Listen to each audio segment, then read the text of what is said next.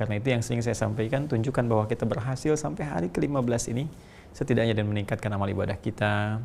Kemudian mulai kita senang memperbaiki diri, menjauhi perbuatan maksiat. Itu diantara sekian tanda-tanda keberhasilan siam kita. Kalau sudah sampai ke titik itu, maka tingkatkan. Kalau belum sampai, berusaha semaksimal mungkin. Yang pasti selalu ada perbedaan dari hari-hari sebelumnya. Baik, hari ini kita akan coba menyempurnakan bahasan sifat salat Nabi SAW. Baik, terkait dengan sifat salat Nabi, kita sudah sampai di pertemuan lalu pada bahasan yang spesifik tentang bagaimana cara membaca Al-Fatihah dan apa yang kita dapatkan dari apa yang Allah janjikan kepada kita semua untuk bisa diraih lewat rahasia bacaan surah Al-Fatihah. Dan mohon izin sekali teman-teman sekalian, sebelum kita sampai kepada aspek pembahasan kita, saya ingin sedikit mengingatkan kembali tentang proses bagaimana kita memulai sholat, karena ini akan sangat menentukan. Benar dari wudhunya, benar dari menghadap kiblatnya, benar dari mulai bertakbir sampai bacaan Al-Fatihah, ini yang akan menentukan apakah komitmen yang dibangun dengan Allah antara memenuhi hak dan mendapatkan kewajiban yang harus kita lakukan, itu akan mendapatkan penerimaan si Allah Subhanahu wa taala. Sekali lagi, antara memenuhi kewajiban kita dan untuk mendapatkan hak kita dari Allah Subhanahu wa taala, atau sebaliknya, kita memenuhi hak Allah dengan menunaikan kewajiban kita kepada Allah Subhanahu wa taala dengan cara yang benar. Maka setelah berwudu, berusaha menghadap ke arah kiblat dengan baik, rasakan kenikmatan saat akan menghadap Allah Subhanahu wa taala, pasrah, tawakal, cari yang paling halal, kenakan pakaian terbaik, bertakbir, sejajar dengan bahu di sini, ataukah kemudian sejajar dengan daun telinga di sini. Tapi poinnya adalah mencoba untuk pasrah kepada Allah dan ihram, meninggalkan, melarang segala hal yang tidak terkait dengan bagian sholat kita. Buang semua urusan yang tidak terkait dengan sholat ke belakang. Pasrahkan kepada Allah. Kemudian teman-teman sekalian, hadirkan penguat kepada jiwa kita dengan mengucapkan Allahu Akbar. Hanya Allah yang maha agung sekarang, Allah yang maha besar, yang lain kecil, nggak boleh ikut-ikutan dalam sholat. Dan rasakan bahwa selama ini kadang-kadang kita keliru membawa kebesaran dalam hidup kita, kadang sering salah dan sebagainya, seperti sering saya sampaikan.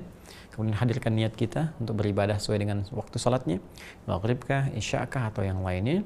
Lalu kemudian tangan kita yang kiri menutup di bagian dada kita, menggambarkan bagaimana kolbu kita dijaga, dan seringkali terjadi perbuatan yang salah. Kalau pernah merasa demikian, sebelum sholat kita rasakan, kalau banyak kesalahan segera tutup dengan yang baik-baik, seperti pernah kita terangkan di pertemuan sebelum-sebelumnya. Bacakan iftitah dan hadirkan dengan iftitah itu perasaan taubat kepada Allah Subhanahu wa taala, agar Allah berkenan mengampuni dosa-dosa kita. Akui dosanya. Inni zalamtu nafsi, kemudian fa'taraftu li dzambi, aku mengakui aku banyak dosa ya Allah, berbuat zalim, Nah, sedangkan Kau Tuhanku, aku hambamu. Kemudian tidak ada yang bisa mengampuni dosaku kecuali Engkau. Innahu la yaghfiru dzunuba illa anta faghfirli, Nah, itu yang telah kita terangkan dalam doa-doa iftitah dan istiftah di pertemuan yang lalu. Nah, kemudian untuk bacaan Al-Fatihah, teman-teman sekalian, kemarin telah kita tuntaskan bahwa dalam konteks kita membaca Al-Fatihah, maka hadirkan, nih masih ada nih bahasan kita, hadirkan kekhusyuan jiwa kita, pertama dengan menampilkan cara baca yang benar, bagaimana kita berusaha membaca dengan benar, berhadapan dengan Allah, tata setiap kalimat dengan baik, sehingga bangga kita bacakan di hadapan Allah Subhanahu wa taala. Anda membacakan satu teks, apakah kenegaraan atau bacaan di perusahaan, presentasi, Anda utak-atik, ulak-alik sampai terasa bagus untuk disampaikan, sehingga orang banyak memahami, bahkan kagum dengan Anda dan sebagainya. Sekarang di hadapan kita pencipta semua alam, Rabbul Alamin, yang maha menguasai segalanya, maka pastikan apa yang kita sampaikan benar. Dan bangga kita membacakan di hadapan Allah Subhanahu wa taala dengan segenap kekhusyuan kita kepada Allah. Maka akan mendapat semua itu jawaban dari Allah, seperti di episode yang ke-14 kemarin saya sampaikan bagaimana Allah menjawab setiap kalimatnya. Idza qala al-'abdu alhamdulillah rabbil alamin, kalau hamba mulai berkata semua pujian untukmu ya Allah. Qala Allah azza wa jalla, Allah menjawab hamadani 'abdi, hambaku tengah memujiku. Wa idza qala al-'abdu ar-rahmanir rahim, kalau hamba kemudian berkata ya Allah ar-rahmanir rahim, yang maha penyayang, sayangnya begitu luas, maha kasih, saat di akhirat akan memberi, maka Allah menjawab kalau Allah azza wa jalla athna alayya abdi, hambaku sedang menyanjungku. Wa idza qala al-'abdu, ketika hamba berkata maliki yaumiddin, hanya Allah yang menguasai setiap hal yang terkait dengan peristiwa kiamat ataupun pembalasan dalam setiap amal, bahkan pembalasan dari amalan yang kita kerjakan saat ini, saat sedang sholat, maka Allah menjawab majadani abdi, hambaku tengah mengagungkanku. Maka puncaknya wa idza qala al-'abdu iyyaka na'budu wa iyyaka nasta'in, ini yang kemarin kita hadirkan. Ketika seorang hamba berkata iyyaka na'budu wa iyyaka nasta'in, ini puncaknya. Hadza baini wa baina 'abdi wa li 'abdi mas'al. Ini perjanjian komitmen antara aku dengan hambaku, wa li 'abdi mas'al. Kalau benar hambaku sampai titik ini, maka apapun yang ia minta, ia mohonkan sepanjang sesuai dengan maslahat hidup dunia akhiratnya, aku akan berikan. Nah, kemarin kita berhenti di satu titik bahwa jika memang Allah menawarkan satu pemberian yang sifatnya luas dan kita kebingungan karena saking banyak yang ingin dimintakan, maka Allah mengajarkan kepada kita satu bacaan di ayat selanjutnya. Yang kalau ini dibacakan, maka terpenuhilah semua kebutuhan kita dunia dan akhirat. Sepanjang kita konsisten dengan bacaan itu. Bacaannya, ihdinas siratal mustaqim. Siratal ladzina an'amta 'alaihim ghairil maghdubi 'alaihim waladdallin. Kan? Ini rahasianya. Setidaknya di sini ada beberapa poin yang penting kita detilkan. Nah, yang pertama, awas hati-hati ya, nanti kalau sudah sholat, kemudian kita dalam proses sholat itu membaca Al-Fatihah, ketika sampai ke titik ini harus paham kita. Kalau enggak nanti jadi formalitas di lisan saja, tanpa ada resapan ke dalam jiwa kita yang paling dalam. Kan? Nah, ihdinas siratal mustaqim. Kalau diterjemahkan kan sederhananya, tunjukkan kami ya Allah, kan? Nah, siratal mustaqim, jalan yang lurus. Okay? Jadi kan gambarannya demikian. Nah, sekarang kita tafsirkan dulu teman-teman sekalian berdasarkan uraian Al-Quran. Jadi nanti ada metode tafsir Quran bil Quran. Menafsirkan Al-Quran dengan Al-Quran itu sendiri yang memberikan penafsiran. Ya, jadi menariknya kan begitu. Al-Fatihah kan intisari dari Al-Quran. Umum tuh ya, ditafsir nanti di Al-Baqarah, di Ali Imran, An-Nisa sampai dengan ke An-Nas. Detil-detilnya. Dan ini dahsyatnya firman Allah ini luar biasanya. Setiap tafsiran detil jadi kurikulum kehidupan. Dan selalu menyambung dan aspeknya luas sekali. Bahkan nanti merinci setiap tata kehidupan kita ada di situ semua. Ya? Dan nanti semua apa yang kita kerjakan dalam kehidupan ini teman-teman sekalian diberikan petunjuk oleh Allah Subhanahu wa taala, yang dengan petunjuk itu semua pekerjaan kita menjadi mudah untuk dilakukan, menjadi berkah, menjadi gampang mencapai ketujuan dan mendapatkan gerbang kesuksesan serta kebahagiaan yang terjamin ya dari Allah Subhanahu wa taala. Semua petunjuk itu di Al-Qur'an disebut dengan hudan namanya. Hudan. Ya. Karena itu manusia pertama pun Adam alaihissalam ketika ditugaskan mulai kemudian beraktivitas di bumi, kan, untuk memakmurkan bumi, beribadah kepada Allah, maka diberikan hudan. Ini sudah fitrah. Dari sejak manusia pertama, ya, nabi pertama sampai nabi terakhir, rasul yang terakhir, Rasulullah Sayyidina Muhammad SAW. Ini untuk kisah Nabi Adam alaihissalam di Quran, misalnya surah kedua Al-Baqarah ayat 38. Ya, paling kanan sebelah atas. Qul nahbitu minha jami'a fa imma ya'tiyannakum minni hudan. Faman tabi'a hudaya fala khaufun 'alaihim wa lahum yahzanun. Mulai sekarang turun. Tiba saatnya melakukan aktivitas di bumi, membawa misi yang telah ditetapkan oleh Allah yang dilekatkan kepada manusia. Maka manusia pertama Adam alaihissalam turun beserta istrinya, kan? Nah, kemudian saat turun itu diberikan oleh Allah petunjuk kehidupan, hudan. Ya, hudan inilah yang kalau kita kerjakan, kalau kemudian kita komitmen dengan itu, fala khaufun 'alaihim wa lahum yahzanun, maka semua tugas yang akan dijalani di muka bumi itu Allah jamin, la khauf 'alaihim, tidak akan pernah mengalami kegelisahan, selalu tenang.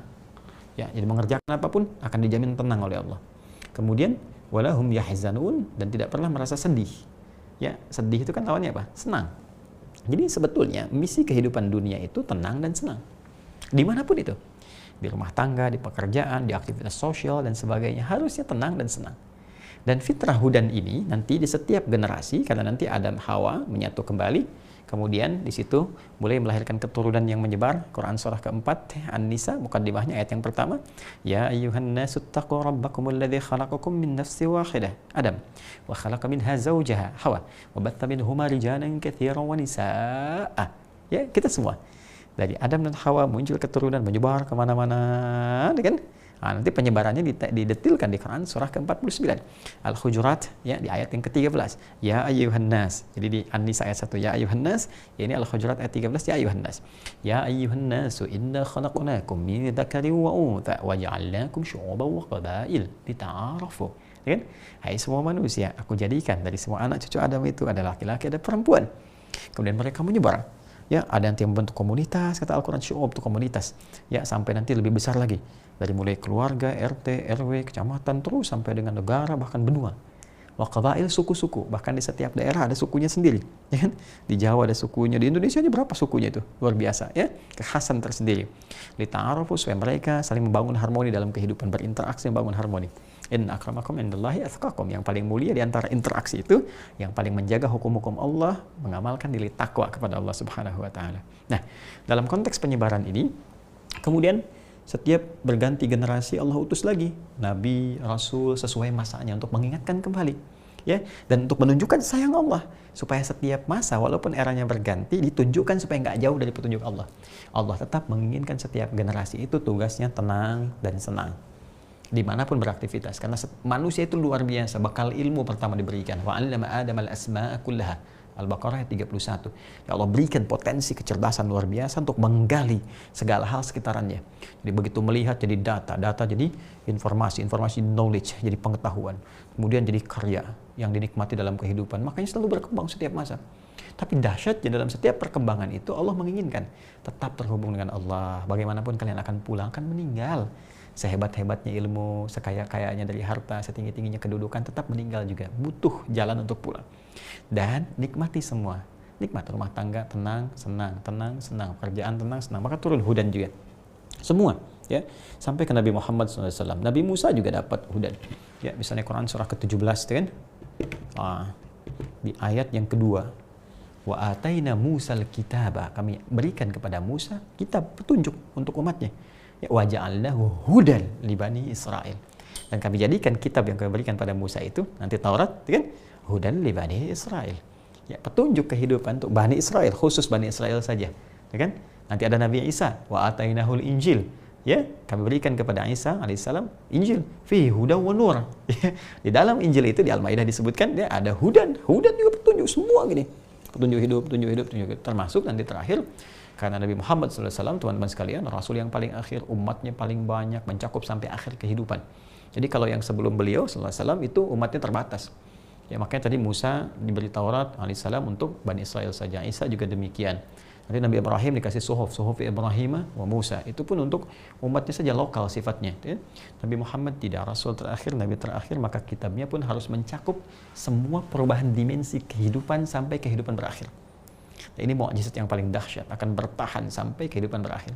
Makanya sampai sekarang 15 abad tetap abadi hudannya. Ya, hudannya berupa apa? Al-Quran.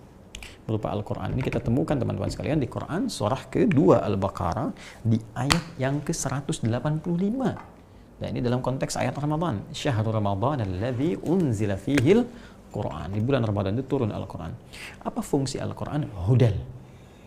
Hudan linnas. Memberikan bimbingan, petunjuk kehidupan bagi semua manusia. Perhatikan, Musa li Bani Israel. Isa juga demikian, li Bani Israel. Ibrahim untuk kaumnya. Kan? Tapi apa yang terjadi dengan Al-Quran? Linnas, hudan linnas, untuk semua manusia sampai kehidupan berakhir. Sekali lagi, sampai kehidupan berakhir. Dan Al-Quran itu, firman Allah, mencakup di dalamnya 114 surah itu teman-teman sekalian, 30 juz, 6.236 ayat, itu semua petunjuk hidup kita yang akan kita alami sampai kita wafat. Ya, sampai kita wafat, sampai kita kembali kepada Allah Subhanahu wa taala. Ada di situ semua. Nah, hudan ini dari kata hada, teman-teman sekalian, yahdi, hadian wa hidayatan, kemudian bentuknya bisa hudan isimnya. Ya kan? Dari kata hada, ini asal katanya. Hada yahdi hadian wa hidayatan wa hudan. Ini pernah saya bahas waktu saya bahas Aqsa, tafsir.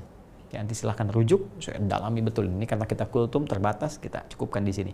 Intinya apa? Ini karena kata kerja asalnya dari sini infinitifnya. Maka kalau kita ingin mengatakan, saya ingin minta hudan ini, minta petunjuk kepada Allah, supaya diberikan kesempatan mendapatkan petunjuk Allah, yang dengan itu hidup saya bisa lebih tenang, bisa senang menjalaninya, apapun itu. Maka kita katakan, rubah katanya ke bentuk fi'il amr lit tolab. Ya, kalau kita minta dari bawah ke atas itu permintaan yang lembut halus. Maka kita katakan, ihdi itu minta hudan, minta petunjuk. Ya, maka karena kita meminta bukan untuk kita pribadi saja.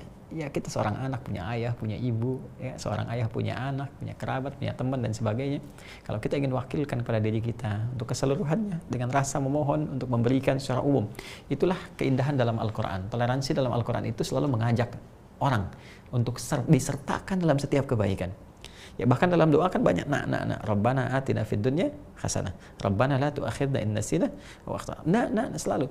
Ya kalau kita nggak bisa berbuat baik pada orang, minimal sertakan orang itu dalam doa kita. Pada hal yang baik-baik. Jelas ya? Bahkan dalam taubat pun Rabbana zalamna anfusana. Ya kan? Ya.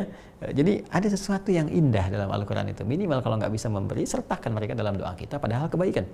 Nah, di sini teman-teman sekalian, ketika kita ingin merubah ini bentuknya, kata kerja infinitif hada, jadi bentuk permintaan, talab ya, kepada Allah Subhanahu wa taala, maka rubah kalimat menjadi ihdi dan jadikan objeknya kepada kita sekalian, teman-teman sekalian, menggunakan na. Ya, disingkat dari kata nahnu. Nah, maka kita katakan ihdina. Oh, ya. Nah, mohon izin ya, sabar ya dengan saya sabar gitu. Biasanya kan kita cuma baca terjemah ihdina, tunjukkanlah kami gitu ya. Nah, tunjukkan itu punya makna apa? Karena di bahasa Arab tuh ada arsyidna, rasada yarshudu gitu kan, ursyudna bisa. Ya, jadi kenapa nggak menggunakan kata rasyada, kan? Nah, kenapa yang digunakan kata hada di sini turunannya? Itu ada makna.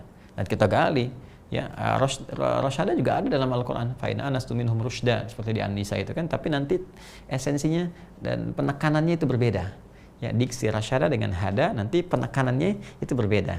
Nah, sekarang kita berada di kata hada. Penekanan kata hada ini ketika meminta petunjuk, ini lebih ingin memohon kepada Allah, arahnya ke sini. Nah, berikan kami petunjuk ya Allah, yang dengan petunjuk itu kami bisa mendapatkan ketenangan hidup. Ya kan? Bisa mendapatkan kenyamanan, bisa mendapatkan kesenangan, kebahagiaan dan sebagainya, ya. Yang semua bentuk itu as-siratal mustaqim. Ya, adalah jalanmu yang lurus.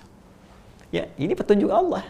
Tunjukkan kami ya Allah pada petunjuk itu yang membuat kami itu ya bisa tenang, bisa nyaman beraktivitas, dan itulah jalan yang lurus yang Kau turunkan kepada kami. Apa tafsir terbaik dari Siratal Mustaqim ini teman-teman sekalian? Nah, kita bisa lihat misalnya kalau dengan pendekatan tafsir Al-Qur'an dengan Al-Qur'an. Coba buka Quran surah ke-6 Al-An'am. Ya, Quran surah ke-6 Al-An'am. Saya hapus dulu ya, teman-teman sekalian. Insya Allah nih spidol menemani sampai episode ke-15 sampai mau habis ya. Ya, sampai admin lupa gitu. Mana ini? Siapa yang bisa ngasih? Ya, bismillah, coba mana? Jazakallah khair, kasih banyak ya. Semoga Allah muliakan antum. Baik.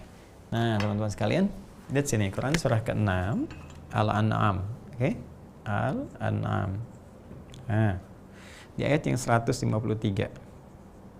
Kemudian urutkan ke 152 ya, 151, urutkan begini. Kita mulai dengan yang ini dulu. Ini kan siratal mustaqim kan? Ihdinas siratal mustaqim, tunjukkan kami ya Allah, itu kan segala kemudahan, ketenangan, kenyamanan dalam hidup. Siratal mustaqim berupa jalan yang lurus darimu. Ya, kalau kita mau balikin, tunjukkan kepada kami, bimbing kami ya Allah, jalan petunjuk yang lurus darimu itu yang membuat kami hidup ini senang dan tenang. Jelas ya? Ambil ini ya. Nah, apa yang dimaksud siratal mustaqim ini? Membuat kita bisa tenang, nyaman, enak hidup dan sebagainya. Balik ke sini. Wa anna hadza sirati mustaqima fattabi'uhu. Quran surah ke-6 Al-An'am ayat 153. Wa anna hadza, dan inilah kata Allah. Inilah sirati ya, jalanku. Itu ke mustaqima, yang lurus. Di sini kita minta ihdinas siratal mustaqim, tunjukkan kami ya Allah jalanmu yang lurus itu, petunjuk yang benar itu, sehingga kami bisa hidup dengan tenang, dengan nyaman, dengan enak dan sebagainya di setiap tingkatan kehidupan kami. Maka kata Allah dijawab, nah, dan inilah ini nih ya, siratal mustaqim, jalan yang lurus itu yang punyaku yang ini. Ya kan? Ya, fattabi'uhu, maka ikuti itu. Nah, ketika kita minta Allah kasih, nih jalannya, ikuti. Wala tattabi'us subula, jangan ikuti jalan-jalan yang lain, hati-hati. Ya, makanya ada mufasir yang menggambarkan begini, nih, jalan Allah yang lurus kan. Ikuti, jangan belok-belok nih. Belok sini, belok sini, belok sini, belok sini. Ya kan? Maka fatafarraqu bikum, itu bisa terpencar-pencar, kalian tersesat nanti untuk balik. Nah, sekarang pertanyaannya, apa realnya bentuk jalannya itu? Untuk mengetahui ayat 153 ini, wa anna hadza, balik ke sini 152, 151. Ya. Puncaknya mulai dari sini. Yuk kita tuliskan ayatnya. Nah, kalau kita turunkan di sini teman-teman sekalian, qul, kata Allah Subhanahu wa taala kepada Muhammad sallallahu alaihi wasallam, ta'alu, kan? Qul ta'alu atlu ma harrama rabbukum, kan? Alaikum. Ini dia poinnya. Ya. Qul ta'alu, katakan Muhammad SAW kepada umatmu itu, pada hamba-hambaku yang ingin tahu tentang jalan yang lurus itu, ya, tentang petunjukku itu yang aku sampaikan, wa anna hadza sirati mustaqimah, kan, yang kalian bacakan di surah Al-Fatihah itu, ihdinas siratal mustaqim, seperti apa jalannya itu. Maka katakan kepada mereka, datanglah ke sini, ya, ta'alu, sini. Nah, ini seakan-akan memberikan kesan kepada kita, walaupun ayat ini kan diturunkan untuk memberikan pesan kepada orang-orang di masa Rasulullah SAW, tapi kaidah asbabun nuzul mengatakan al-ibratu bi umumil lafzi la bi khususis sababi. Ibrah, satu hukum, satu hikmah, satu gambaran, pelajaran itu tidak dikhususkan pada satu kejadian sepanjang lafadznya itu bersifat umum. Jadi kalau lafadznya umum, tidak ada takhsis, tidak ada pengkhususan pada umat itu saja atau pada nabi saja, maka dia hukumnya dan hikmahnya bersifat umum. Seperti doa misalnya dalam suasana haji kan, wa minhum may yaqulu rabbana atina fid dunya hasanah wa fil akhirati hasanah wa qina adzabannar. Al-Baqarah 201 itu kan. Itu kan asalnya doa haji, tapi lafadznya umum. Karena itu seringkali kita bacakan dalam berbagai hal kesempatan. Ya karena sering dibacakan sampai orang menyebut dengan doa sapu jagat, kan? Baik. Nah, kembali ke sini teman-teman sekalian. Ya, maka ayo sini. Yang pengen tahu jalannya Allah ke sini. Yang pengen tahu petunjuk supaya kalian hidupnya senang, tenang, nyaman dalam kehidupan sini. Ya, atlu ma harrama rabbukum 'alaikum. Aku akan bacakan pada kalian ketentuan hukum-hukum Rabb. Ya, Tuhan yang merawat kita, menyayangi kita. Ini akan dibatasi oleh Allah. Ini aja nih.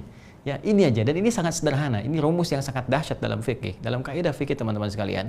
Saking sayangnya Allah. Ya, Allah menjaga kita, memberikan yang terbaik pada kita yang mengandung maslahat dan menjauhkan kita dari segala yang berbahaya. Menjauhkan kita dari segala yang berbahaya itu yang disebut larangan namanya, nahyi. Jadi kalau Allah melarang kita dalam bentuk pengharaman, itu cara memandangnya bukan menjadi beban, tapi cara pandangnya ada sesuatu yang berbahaya di balik yang haram ini. Ya, ada sesuatu yang membahayakan untuk kita. Ada sesuatu yang sangat dahsyat akibatnya yang berbuat buruk untuk kita. Karena itu Allah larang, karena sayang. Kalau nggak sayang dibiarkan. Itu cara pandangnya. Sebaliknya kalau ada sesuatu yang ditekankan, diwajibkan, ada kebaikan. Saking sayangnya Allah jadi wajib untuk kita. Dipaksa kita dapat kebaikan itu. Ya, larangan juga begitu. Dipaksa kita untuk keluar dari keburukan itu. Makanya hukum mengerjakan larangan. Kenapa ada dosa di situ? Untuk menguatkan diri kita untuk menjauhi. Ya, mudah bagi Allah mengatakan, terserah kamu kalau pengen silahkan saja. Tapi rahman Allah mendahului ya segala hal yang terkait dengan murkanya. Sayang Allah, kasih Allah, itulah ya Rahman. Kalau nggak sayang nggak mungkin dijaga. Karena itu di sini ada prinsip teman-teman sekalian. Sebetulnya yang dilarang itu sedikit, yang diharamkan itu sedikit. Ya, yang lain itu silahkan. Nah, ketika kita mampu menjauhi yang dilarang ini, yang jelek-jelek ini, maka kebaikan akan datang. Rumus hidup kan begitu, ya kan? Selalu berlawanan. Quran surah 51 ayat 49. Wa min kulli syai'in khalaqna zawjaini la'allakum tadhakkarun. Semua hal dalam kehidupan itu berlawanan, berpasangan. Punya pasangan supaya kamu sadar hanya Allah yang tidak punya pasangan. Karena itu ada laki-laki, ada perempuan, ya. Kemudian ada apa lagi misalnya, ada jantan, ada betina, putik, benang sari, ada tua, ada muda, siang, malam, semua bahkan ke sifat. Nah, dalam sifat ada baik, ada buruk. Artinya apa? Kalau kita terbiasa meninggalkan yang buruk, maka yang baiknya akan naik. Kalau orang terbiasa meninggalkan yang baiknya, maka yang buruk akan naik. Kalau nggak percaya silakan, orang bergaul dengan yang salah, yang soleh ditinggalkan, maka semua kata-katanya salah. Kan? Kosakatanya buruk, bahkan bicara baik pun jadi aneh. Ya, orang biasa misalnya di lingkungan yang kotor, yang jelek, yang apa, yang banyak maksiatnya, jarang ketemu orang assalamualaikum, jarang. Sebaliknya misalnya orang rajin ngaji, rajin taklim, nggak akan mungkin berkata-kata yang kotor. Ya, kenapa? Karena baiknya biasa. Karena itu rumus untuk menjadi baik sebetulnya sederhana, tinggalkan yang jeleknya. Ya, karena itu yang jelek ini saat ditinggalkan dikasih hukum haram. Jadi yang haram ini ketika diharamkan ingin membuat kita baik, begitu cara menilainya. Ya, pengertian terbalik mafhum mukhalafahnya demikian. Jadi ketika kita mendapatkan larangan dari Allah berhukum haram, bukan olok-olok, jangan mengolok-olok. Kebiasaan orang-orang dulu tuh ada yang mengolok-olok, yang suka mengolok-olok perintah Allah. Ya, awas ada hati-hati betul dengan kebiasaan-kebiasaan semacam ini. Haram ya, tapi enak ya. Nah, itu sesuatu yang salah gitu. Ya, sesuatu yang tidak tepat. Kalau itu kembalikan kepada pemahaman ini, lalu kita terapkan di sini. Nah, Allah saking sayangnya kepada kita, ya atlu ma harrama rabbukum 'alaikum, memerintahkan Nabi SAW membacakan, memahamkan kepada kita, ini loh, ini yang diharamkan oleh Allah kepada kita semua. Cara bacanya dengan cara pandang tadi. Yang dengan mengharamkan ini artinya melarang yang jelek-jelek. Kalau yang jelek-jelek ini sudah kita tinggalkan, maka lawannya yang baik-baik, yang bagus-bagus, itu akan datang secara otomatis. Jadi syaratnya apa? Kalau ingin mengikuti jalan Allah Subhanahu wa taala, itu kan wa an hadza sirati mustaqima in ihdinas siratal mustaqim, maka ini berikut ini kata Allah, tinggalkan yang berikut ini. Ada komitmen yang harus dibangun. Apa di antaranya? Alla tusyriku bihi syai'a wa bil walidaini ihsana. Pertama, bangun hubungan baik dengan Allah. Ya? Anda minta diberikan petunjuk yang baik, Anda minta diberikan ketenangan, kedamaian, kesenangan dan sebagainya, tapi hubungan Anda dengan pemberi semua itu buruk. Bagaimana mungkin bisa didapatkan? Karena itu yang pertama kali jangan khianati Allah dalam ketauhidannya. Ya, nah pengkhianatan dalam ketauhidan itu dua. Satu kufur, kedua syirik. Ya, dan syirik itu mencakup nanti. Ya, syirik itu mencakup pada segala hal yang bertentangan dengan mengesahkan Allah Subhanahu wa taala. Inna syirka la dzulmun adzim. Syirik itu sesuatu yang sangat besar. Makanya kata Allah, la tusyriku bihi syai'a. Alla tusyriku bihi syai'a. Pertama, jangan syirik. Jadi kalau Anda ingin mendapatkan ini, Allah akan berikan. Anda minta segalanya gitu kan, ya Allah tunjukkan kami, berikan kami kenyamanan hidup, ketenangan, ya Allah jalanmu yang lurus, jalanmu yang enak, jalanmu yang tenang, yang damai dan sebagainya. Boleh kata Allah, aku akan berikan. Nah, ini satu permintaan yang dibacakan semua dikasih, tapi ini mengandung komitmen. Jadi jangan sampai kita bacakan di Al-Fatihah ihdinas siratal mustaqim, baca pengen ya Allah yang tenang, yang nikmat, yang ini, kata Allah aku kabulkan. Ya, nanti karena nanti di akhir hadisnya ketika selesai kan waladhdallin ini, ya hadza li abdi wa li abdi masal. Qala Allah azza wa jalla, inilah untuk hambaku aku berikan, wa li abdi masal, dan apapun yang hambaku minta aku akan berikan. Sepanjang dia komitmen dengan apa yang dia sampaikan. Jadi ketika dia meminta tunjukkan kami ya Allah, berikan kami ketenangan hidup, kedamaian, ketentraman, jalanmu yang lurus itu, kata Allah ini jalanku.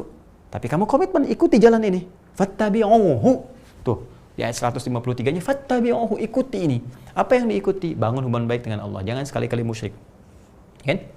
Jangan minta kepada selain Allah Subhanahu wa taala. Jangan datang ke orang-orang yang seakan-akan memberikan berita gaib ini itu dan sebagainya, dukun, apalah itu namanya, ya dan sebagainya. Ya, menuhankan benda-benda dan seterusnya. Kembalikan kepada Allah Subhanahu wa taala. Jangan menyimpang. Wabil walidaini ihsana. Bangun hubungan baik dengan orang tua. Tuh, ada beberapa poin. Ya. Silakan Anda komitmen bangun hubungan baik dengan Allah, berbakti kepada kedua orang tua, ya kan? Jangan kemudian menafikan rezeki Allah terutama kepada anak-anak, sampai ada yang tega kemudian menyengsarakan anak, sampai ada yang membunuh anak, ya Allah. Karena takut miskin, takut apa, macam-macam. Tidak. Nahnu narzuquhum wa iyyakum. Kami akan beri rezeki kepada mereka. Langsung jawabannya dari Allah. Ya. Langsung jawaban turun dari Allah. Kami akan beri rezeki kepada mereka. Bahkan dari mereka itu bisa memberikan kepada engkau. Kalau engkau ikuti ketentuan kami. Banyak anak-anak yang dirawat dengan baik, dengan hukum Allah, tiba-tiba memberikan kebaikan pada orang tua. Kok bisa anak yang hafal Quran, anak orang tuanya ikut umrah, ikut haji, ikut dapat kebaikan. Mudah, nggak ngasih lagi tabungan untuk pendidikan mereka. Sekarang betapa banyak anak-anak hafal Quran mendapatkan beasiswa. Orang tua kan nggak capek lagi. Ya kan? Nah, kemudian mohon izin teman-teman sekalian, dari boleh menepati janji, jangan mencuri, jangan korupsi, jangan zina dan sebagainya. Hanya beberapa poin saja. Ayat 151, 152 sampai sini. Intinya apa? Kalau kita bisa meninggalkan maksiat yang Allah larang dan konsisten pada jalan kebaikan, itulah siratal mustaqim. Maka Allah menjamin Anda akan dibimbing, diberikan, diarahkan oleh Allah untuk mendapatkan ketenangan, kesenangan dalam setiap tatanan hidup dunia, apapun yang Anda kerjakan. Sebagai apapun selama itu baik. Sepanjang konsisten menepati hukum Allah, meninggalkan maksiat, mengejar taat. Ya, nggak percaya? Nih contohnya, siratal ladzina an'amta 'alaihim. Kita kan katakan, ya Allah, ya kan? Yaitu jalan, ya kan? Yang telah Engkau berikan secara nikmat. Ya. Di sini kalimatnya bukan siratal ladzina a'taita, tapi siratal ladzina an'amta dari kata nikmat. Yaitu jalan-jalan kenikmatan ya Allah yang telah Engkau anugerahkan. Dan kepada mereka, siapa ini? Alaihim nih. Him ini siapa di sini? Nah, kembali lagi ke tafsir Al-Qur'an. Ya, siapa mereka? Kembalikan ke Quran surah keempat An-Nisa, ya, ke surah An-Nisa di ayat ke-69. Quran surah keempat An-Nisa ayat 69. Ya. Apa ayat ini? Balik lagi ke sini teman-teman sekalian. Nih. Wa may yuti'illah wa rasulah. Siapa yang mampu menaati Allah dan Rasul, tuh taat lagi. Ya kan? Taat pada Allah dan Rasul itu kan sederhana. Apa di antaranya? Nih, atlu alaikum ma harrama rabbukum alaikum. Ya. Ini dia, qul ta'alu atlu ma harrama rabbukum alaikum. Ini bentuk ketaatannya. Taat kepada Allah itu sederhana. Tinggalkan maksiat-maksiat, jadilah pribadi yang baik. Kerjakan perintah, jauhi maksiat. Tingkatkan taat, hindarkan maksiat. Begitu yang dilakukan, ya. Ini wa may yuti'illaha war rasul. Siapapun secara personal, wa man ismun mausul yadullu 'alal fardiyatil 'ammiyah. Kata sambung konjungsi menunjuk pada satu objek atau bahkan subjek yang sifatnya personal tapi umum. Seakan mengatakan bahwa kalau Anda pengen tahu nih yang pernah diberi nikmat oleh Allah, ya kan? Maka ini tawarannya semua bersifat personal, ke semuanya dan terbuka untuk umum. Jadi seakan-akan ayatnya untuk kita. Kamu pengen? Ada hidayat. Atau Anda, siapapun. Anda, saya, kita pengen? Caranya gampang. Taati Allah dan Rasulnya. Bagaimana menaatinya? Ini dirinci di sini. Tinggalkan semua yang dilarang supaya kita jadi baik. Salah tinggalkan supaya solehnya muncul. Lalu konsisten dengan kesolehan itu. Taat namanya. Taat pada Allah dan Rasul. Faulaika ma'alladzina an'amallahu alaihim. Nih tafsirnya. Di sini kita minta siratal ladzina an'amta alaihim, dijawab oleh Allah, kan? Faulaika ma'alladzina an'amallahu alaihim. Kalau ada orang mampu mengerjakan itu, maka kami akan sertakan mereka itu ma'alladzina an'amallahu alaihim. Tak di sini kan ke Allah. Kan? Siratal ladzina an'amta kata Allah, ya kata Allah kami akan sertakan. Ma'alladzina an'amallahu, Allahnya muncul lagi. Alaihim sama persis. Ya, siapa mereka ini yang diberikan nikmat oleh Allah? Minan nabiyyin, para nabi, was-siddiqina, wasyuhada, was-salihin. Dengan para nabi yang pernah bertugas di dunia, Masya Allah, ya, banyak nabi-nabi dengan profesi macam-macam, nikmat hidupnya tenang, damai, dekat dengan Allah. Wah, tapi kalau level nabi tinggi, ya Allah. Ya, teruskan yang lainnya. Dan nabiyina, was-siddiqina, orang-orang yang meyakini Allah, ya, wasyuhada, para syuhada, was-salihin, orang-orang soleh. Dan kalau kita ambil kembali ke masa Nabi sallallahu alaihi wasallam, ada semua itu. Ya, contohnya siapa? Siddiqin, Abu Bakar As-Siddiq, syuhada, ya, paman Nabi misalnya Hamzah, ya, bin Abdul Muttalib. Kemudian siapa lagi? As-salihin, orang-orang soleh, banyak, semua sahabat soleh semua. Tapi tahukah Anda? Lihat profesi mereka. Di antara mereka ada pebisnis pedagang, ya kan? Yang kaya luar biasa, Omar, hartanya dahsyat, sampai berapa triliun tuh. Ya, kemudian Abdurrahman bin Auf, konon ada 6 triliun, Umar aja 11 triliun hartanya. Itu kan kalau diukur ya ke kurs sekarang gitu, dengan cara bekerja mereka di zaman dulu, ya belum ada yang seperti sekarang. Abdurrahman bin Auf aja kapaknya terbuat dari emas, ya kan? Sekarang kita minyak angin cekapak aja belum tentu punya. itu dahsyat sekali gitu kan. Nah, saya ingin katakan gini, yang di militer ada panglima, hasilnya dahsyat. 12.000 sahabat, 38 panglima, setiap satunya dahsyat luar biasa. Diplomatnya luar biasa, sampai bisa menyebarkan Islam ke setiap tempat, ke penghujung dunia, sampai ke Nusantara, sampai ke Indonesia, Joni. Kan? Bayang nggak tuh? Diplomatnya diplomat ulung, gitu kan? Kemudian juga birokratnya dahsyat luar biasa. Semua hal yang terkait dengan kehidupan ada, semua miniaturnya. Ada. Nah, sekarang tinggal tarik ke kita ke sini, teman-teman sekalian. Tarik ke sini. Anda apa profesinya di sini nih? Hah? Arsitek ada zaman Nabi Salman Al-Farisi, ya, sampai diambil di ITB jadi Masjid Salman, gitu kan? Apalagi misalnya teman-teman sekalian, Anda pengen tahu apa lagi? Diplomat, banyak sekali diplomat. Sa'ad bin Abi Waqqas, ya, nyebarkan sampai keluar. Kemudian Mu'adz bin Jabal sampai ke Yaman, ya, Amr bin As sampai ekspedisi dari mulai Afrika Utara tuh, ya, Afrika Utara tuh masuk Mesir, Libya, Tunisia, Aljazair, terus sampai dengan ke Syam. Itu semua jadi Muslim, jadi baik, bukan cuma Muslim, tapi berhasil membangun peradaban, jadi cahaya dan sebagainya. Sampai nanti ke Spanyol, ya, di zamannya Musa bin Nusir di Afrika Utara, gubernur, kirim Tariq bin Ziyad sampai muncul peradaban 7 abad, itu kan luar biasa dahsyat. Ya, saat masuknya Abdurrahman bin Dakhil pada saat itu, belum Harun ar-Rasyid di Abbasiyahnya, itu kan dahsyat luar biasa, teman-teman sekalian. Nah, jadi mau yang mana yang kita inginkan? Dulu, orang-orang dulu mengeluarkan kurikulum ini, mereka ikuti dan jadi peradaban, sukses. Jadi cahaya dunia, ilmuwan banyak. Ya, persoalan sekarang kita menjauh dari sini. Ini masalahnya. Saya nggak ikutan. Ini renungan untuk kita semua gitu. Ya, Quran itu kan gini. Coba jahiliyah, dekat dengan Quran jadi khairu ummah. Ya kan? Dan khairu ummah itu aspeknya semua ada, cahaya semua, ilmuwan apa semua ada. Ketika menjauh dari Quran turun lagi. Ini kan seketika umat menjauh dari Quran, petunjuk-petunjuk ini banyak mengerjakan maksiat. Ya, mohon maaf, pinter sih iya, cuman pinter nyolong. Gelarnya dipakai, kepintarannya dipakai hanya untuk menipu, untuk apa? Sekarang coba lihat. Pendidikan mana yang menghasilkan kualitas yang bagus untuk membangun kebaikan? Sekarang banyak orang pintar kok. Ya, ahli ekonomi, apalagi ahli hukum, macam-macam dan sebagainya. Tapi apakah itu mampu menjadikan kondisi misalnya tempat kita tinggal, sekitaran kita, atau kondisi berbangsa, bernegara lebih luas lagi menjadi lebih baik? Hah? Tidak. Kenapa? Karena kebaikan-kebaikan itu belum muncul. Ilmunya nggak diiringi dengan adab, nggak dengan kebaikan, nggak dengan taat. Sedangkan hukum Allah itu melahirkan kebaikan. Ya Allah pencipta kita, Allah tahu tentang kita. Aneh kadang-kadang Anda ini, benar-benar aneh. Anda punya masalah dengan handphone, datang ke kantor handphone. Punya masalah dengan kendaraan, datang ke bengkel. Anda sendiri punya masalah, kenapa nggak datang ke pencipta Anda? Allah yang ciptakan kita, Allah yang maha tahu tentang kita. Kenapa hukum Allah diabaikan? Ya kan? Allah yang tahu tentang kita, dia haramkan ini karena tahu ini jelek untuk kita, ini nggak bagus nih, nanti muncul kerusakan. Malah dikerjain, gimana sih Cepi? Ya kan? Ini diperbaiki ini. Nah, makanya kalau Anda ingin diberikan ini semua, kata Allah itu, maka konsisten taat pada Allah dan Rasulnya. Hukum-hukumnya apa? Ini turunkan. Ya, nanti ada yang universal dalam kehidupan dunia, berlaku untuk semuanya. Bisa jangan mencuri, jangan berselisih, jangan berbuat onar, dan itu kan ada semua. Tertib, saling berbagi, ya, disiplin, itu kan umum sifatnya.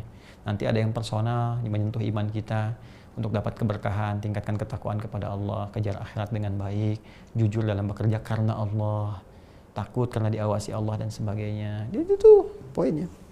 Kalau ini bisa kita kerjakan teman-teman sekalian, udah nikmat hidup. Ya udah ada contoh, ayatnya udah ada, dalilnya ada, contohnya ada, dan diabadikan dalam sejarah sampai ke kita sekarang. Bisa Anda baca, referensinya ada, ya, bukan fiktif tokohnya, real. Apalagi yang kurang? Dan ini dipakai even itu oleh non-muslim. Ya, misalnya orang Yahudi banyak meriset ayat Al-Quran, hadis-hadis Nabi, mereka praktekkan. Bahkan hadis tentang kiamat saja mereka yakin. Ya, Nabi SAW pernah menyampaikan ada satu pohon nanti nih yang melindungi orang Yahudi saat akan terjadi tragedi kiamat. Itu kan itu nanam pohon mereka korkod itu. Ya. Masa kita yang punya nabinya gitu kan? Nabi untuk semua, kita meyakini karena kita yakin Nabi Muhammad SAW, kita meyakini dari Allah Subhanahu Wa Taala membawa petunjuk yang kita sayangi, kita cintai, gitu kan? Masa yang kita cintai, cinta itu dibuktikan, teman-teman sekalian, lewat amalan. Sekarang apa amal kita dalam mencintai Nabi? Ya ikuti petunjuknya. Apa amal kita dalam mencintai Allah? Ikuti perintahnya, tinggalkan larangannya. Selesai kan? Kalau cuma pintar saja, kalau cuma kejar dunia saja, kalau cuma hanya untuk hidup senang-senang saja, maka sudah banyak contohnya di masa lalu, dan mereka ini yang kemudian tersesat. Bahkan di antara mereka ada yang mendapatkan murka Allah Subhanahu Wa Taala karena kepintarannya digunakan untuk berbuat kerusakan, sampai tega membunuh Nabi, ngolok-ngolok syariat, berbuat kerusakan, merasa yang paling hebat, sampai mengaku ini anak Tuhan, sampai ini ada yang mengaku kemudian kekasih Tuhan, sampai ada yang mengaku kemudian Tuhan bahkan dan sebagainya. Itu yang berlebihan. Ya, sehingga di antara mereka ada yang dimurkai ghairil maghdubi alaihim. Nih, ada umat lalu yang dimurkai oleh Allah Subhanahu Wa Taala dengan turunnya azab kepada mereka. Dan ada yang ditimpa hujan yang terus-menerus kemudian tenggelam, ada yang kemudian likuifasi, ditenggelamkan ke bumi, ada yang kemudian dilaknat macam-macam dan sebagainya. Ya, dan diabadikan, dan itu bisa dicek. Nah, ini informasi valid ya dalam Al-Qur'an. Kalau Anda ingin menyoal, dibuka oleh Quran, silahkan dibuktikan. Al-Quran itu satu-satunya kitab di muka bumi yang membuka peluang kita ya untuk berdiskusi sekaligus, silahkan kalau ingin mempersoalkan. Ya, dan di situ akan kembali kepada kita. Jadi satu-satunya keyakinan di muka bumi yang membuka ranah dialog, bahkan membuka kepada setiap kalangan untuk bisa membuktikan otentisitasnya hanya di Islam. Al-Quran menawarkan, kalau nggak percaya dengan Quran, buat semisal ini. Atau silahkan gali, cek, faktanya akan terbuka semuanya. Dan di mana ada kitab seperti ini menawarkan kepada setiap orang yang mengkritiknya, ya, untuk bisa melahirkan sesuatu yang rasional. Silahkan diskusi, silahkan cek validitasnya dan sebagainya. Adakah satu kitab di muka bumi yang menantang orang sekitarnya untuk mengecek validitasnya? Tidak ada. Ya, maka ini teman-teman sekalian, beberapa bagian-bagian yang harus kita pahami. Maka di antara mereka ada yang kena murka Allah, ada yang tersesat. Ya, tersesat karena larut dengan kehidupan dunia, banyak mengerjakan ini dan itu. Kemudian teman-teman sekalian banyak kemudian jauh dari Allah Subhanahu Wa Taala, sehingga harus kembali kepada hukum-hukum Allah. Ya, kalau dulu ini digambarkan banyak di masa Nabi SAW orang Yahudi, kemudian orang Nasrani, di era Nabi SAW kekinian makin meluas. Ya, bahkan mungkin boleh jadi ada orang-orang Islam yang ikut-ikutan. Kok bisa orang-orang Islam ikut-ikutan sampai bilang semua agama sama, sujud pada Tuhan yang sama, sampai mencela orang yang menggunakan ketaatan kepada Allah, orang tahajud dicela, orang mau sempurnakan jilbab dicela dan sebagainya. Siapa? Kan? Nah, itu dia. Maka kita doakan, kembali kita doakan, dan kita komitmen. Makanya saat baca Al-Fatihah, teman-teman sekalian, dan kita meminta ini, maka jelas langsung komitmen yang dibangun oleh Allah kepada kita. Hadza baini wa baina 'abdi wa li 'abdi ma sa'al. Ini perjanjian antara aku dengan hambaku. Kalau ini dibaca dengan benar itu bacaannya benar dan diamalkan dalam kehidupan. Ya, wa li 'abdi ma sa'al, apapun yang dia butuhkan dalam hidup aku berikan, bahkan sebelum diminta bisa Allah kirimkan. Nah, karena itu yang sering baca Al-Fatihah 17 kali dalam sehari, Anda. Sekali lagi kalau Anda baca 16 kali berarti subuhnya cuma 1 rakaat. Ya kan? Kalau kita baca Al-Fatihah, maka seharusnya dia orang baik. Karena maksiat ditinggalkan, taat itu naik. Kalau sudah taat itu naik, aduh Masya Allah, baru kepikirannya udah datang. Kan? Ini yang dimaksudkan inna sholata tanha 'anil fahsya wal munkar. Nah, sebetulnya sih ada yang lebih dahsyat teman-teman sekalian. Apa itu? Setelah ini kan kita baca amin kan? Itu kan? Hadza li 'abdi wa li 'abdi ma sa'al. Ini untuk hamba-Ku kalau hamba-Ku benar. Yang kata Allah itu kan, apapun yang diminta Aku berikan. Lalu amin, istajib, kabulkan ya Allah. Kabulkan ya Allah, ini kan? Nah, amin itu harus dibuktikan. Amin itu dibuktikan lewat ikhtiar kita. Itu kan? Kita berdoa, ya Allah, mohon berikan aku kelulusan ujian besok ya Allah. Amin. Tapi Anda nggak belajar, akan nyambung. Tetap terus belajar, nggak mungkin Anda malah cuma begadang, apalagi berbuat maksiat macam-macam misalnya, nggak jelas, nggak pernah belajar, sholat juga nggak, terus pengen lulus, nggak aneh tuh. Tetap harus ikhtiar. Sama juga ini, amin, nggak cukup dengan amin. Amin iya sebagai doa, ketaatan, berikan pahala. Tapi kalau pengen dapat, buktikan lewat ikhtiar. Setelah amin itu tunjukkan kepada Allah, jauhi maksiat, berubah lebih baik dari ujung kepala sampai ujung kaki. Jelas? Nah, nanti setelah itu bahkan Allah menawarkan rincian. Apa pengen dirinci mintanya? Kebutuhan kamu yang sekarang. Ya mungkin ada yang misalnya mau tes ya pekerjaan, ada yang pengen misalnya teman-teman terkait harta benda, ada yang pengen akhirat, ada yang pengen kelancaran dalam berumah tangga, ada yang pengen keturunan macam-macam, boleh. Ada caranya. Ya, setelah baca Al-Fatihah ini langsung loh dalam sholat. Nggak sadar ya? Ya, jarang dibaca ya, jarang dipraktekkan ya. Ada caranya.